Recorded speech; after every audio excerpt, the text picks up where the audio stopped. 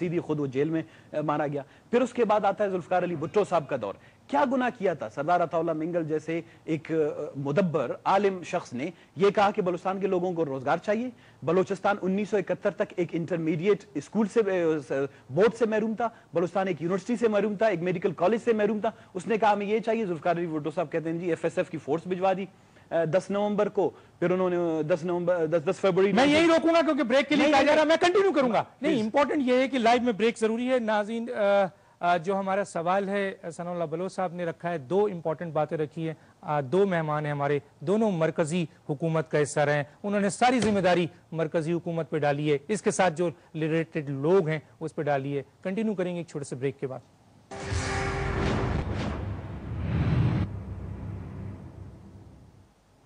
Welcome back नाजरीन। जी सनाउल्लाह साहब बता रहे थे आपके भुट्टो साहब का दौर भी गुजर गया। दानिश साहब, जब भुट्टो साहब का दौर गुजर गया उसके बाद ज़िया-उल हक साहब का दौर आया। ज़िया-उल हक साहब ने अपनी कोई पॉलिसी तब्दील नहीं की, सिर्फ ये था कि जो मिलिट्री ऑपरेशन वो एक विजिबल मिलिट्री ऑपरेशन था वो खत्म हुआ, इनविजिबल सा एक ऑपरेशन था। मरी बेचारे वो अफगानिस्तान माइग्रेट करने पर मजबूर हुए। बलूचिस्तान की सारी पॉलिटिकल लीडरशिप एग्जाइल में रहेगी। एक वैक्यूम क्रिएट करवाया, करप्शन को डिसेंट्रलाइज करवाया, नर्सरियों में उन्होंने लीडर उगवाए और उनकी बदौलत बलूचिस्तान में और भी मायूसी लोगों में बढ़ती गई क्योंकि जीनियर लीडरशिप को आपने उस पॉलिटिकल पार्टिसिपेशन का प्रोसेस तो रोक दिया। उसके बाद आते हैं हम अपना मोहतरमा बेनजीर भुट्टो साहब का एक दौर आया, 2-3 साल के छोड़े, उनसे कोई गिला शिकवा नहीं, इतना मौका अगर नहीं मिला।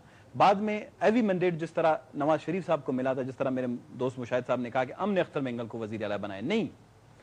देखें 1988 के बाद बलूचिस्तान में एक डिस्कशन हुई, एक डिबेट हुआ कि जी हम एक दफा और इस मुल्क में अपने आप को जाते हैं, आजमाते हैं, हम इस पॉलिटिकल प्रोसेस का सिस्टम का हिस्सा बनते हैं, आया हमें इज्जत की निगाह से देखा जाएगा, हमारे मसाइल हल किए जाएंगे। सरदार अताउल्लाह मिंगल साहब ने बलूचिस्तान नेशनल पार्टी बनाई। 11-12 महीने अख्तर मेंगल की हुकूमत को नहीं गुजरा था, 3 अदम एतमाद इनके मुस्लिम लीग वाले रोज अख्तर मेंगल साहब के लिए डाल देते थे। वो दूसरे दिन संवाद पहुंचे होते थे कि यार वजह क्या है। उनका बजट जो है वो बना नहीं सके। सरताज अजीज साहब जैसे फाइनेंस मिनिस्टर उन्होंने बिठा दिए, उन्होंने कहा कि जी कोई पैसा नहीं है, रुपया नहीं है, बलूचिस्तान के मसाइल हमने उनके सामने रखे, उन्होंने 1 रुपया पैसा बलूचिस्तान को डेवलपमेंट की बद में नहीं दिया।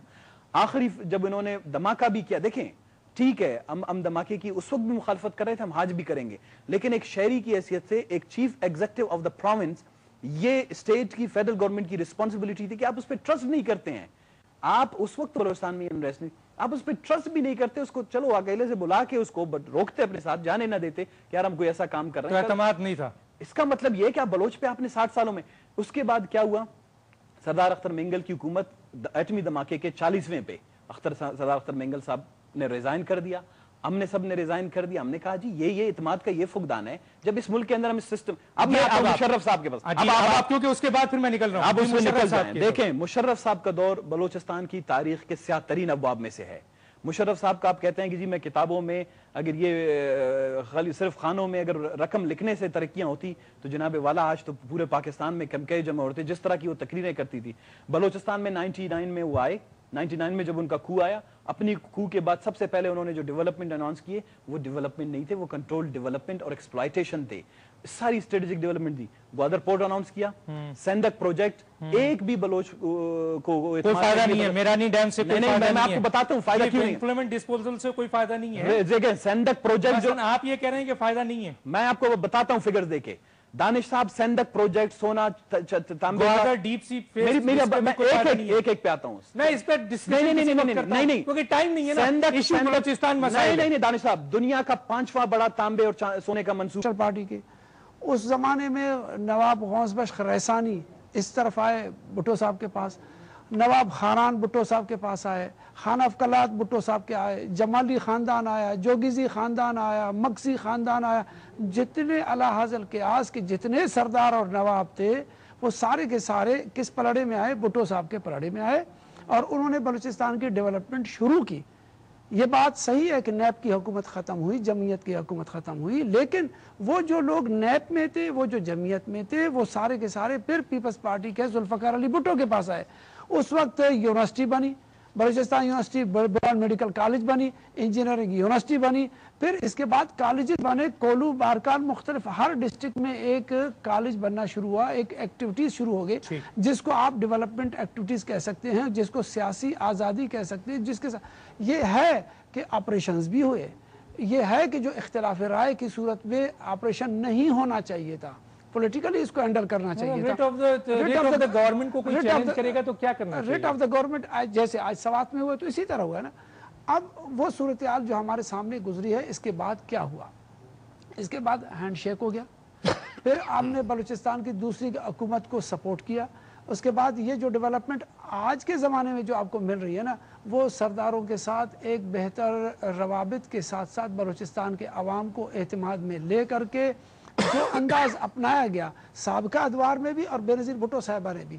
جب ہم نے جو آپ کہتے ہیں نا کہ گوادر ڈیپ سی پورٹ شرف نے شروع کیا، نو سر، اس کو بے نظیر بھٹو صاحبہ نے شروع کیا، جبکہ نواب اکبر خان بگٹی صاحب اس وقت موجود تھے اور ایز اے وزیر اعلیٰ، اور general Musa as a governor تھے. جب میں بلوچستان افیئرز کا انچارج تھا، اس وقت بے نظیر بھٹو صاحبہ کو لے کر کے ہم گوادر پہنچے اور پہلا جے ٹی کا افتتاح بی بی نے کیا تھا. اس کے ماسٹر پلان کو آپ دیکھ لیجئے.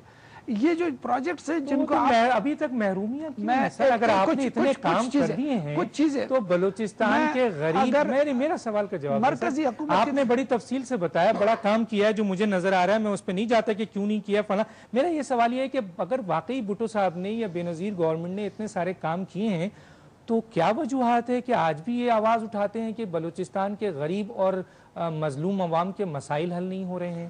کہاں خرابی ہوا؟ خرابی کہاں ہوا ہے؟ بار بار اس بات کو ہم لے کر کے جائیں گے. پارلیمانی نظام میں پارلیمانی طریقہ کار سے صوبائی اسمبلی سے قرارداد نے آنا ہوتا ہے، اپنے مسائل کا قرارداد لے کر کے آنا ہوتا ہے قومی اسمبلی میں، اور قومی اسمبلی میں وہ قرارداد پاس ہو کر کے سینٹ میں جاتا ہے، اور سینٹ میں قانون سازی کے عمل سے گزرنے کے بعد وہ پاکستان کے آئین کا حصہ بن جاتا ہے. پھر وہ تمام صوبوں کو یا بلوچستان کو یا جس صوبے سے آتا ہے وہ اس کو مل جاتا ہے. اب سوال مل جاتا ہے، ملنا چاہیے. نہیں میں سوال کر رہا ہوں، مل جاتا ہے ہمارے دور چاہیے اور ہمارے دور میں بڑا فرق ہے. ہمارے دور میں اور پھر میرا ایک سوال اور بھی ہے یہاں پہ، ڈاکٹر دانش، ہمارے دور میں مل جاتا ہے، جمہوری دور میں مل جاتا ہے، ڈکٹیٹر کے زمانے میں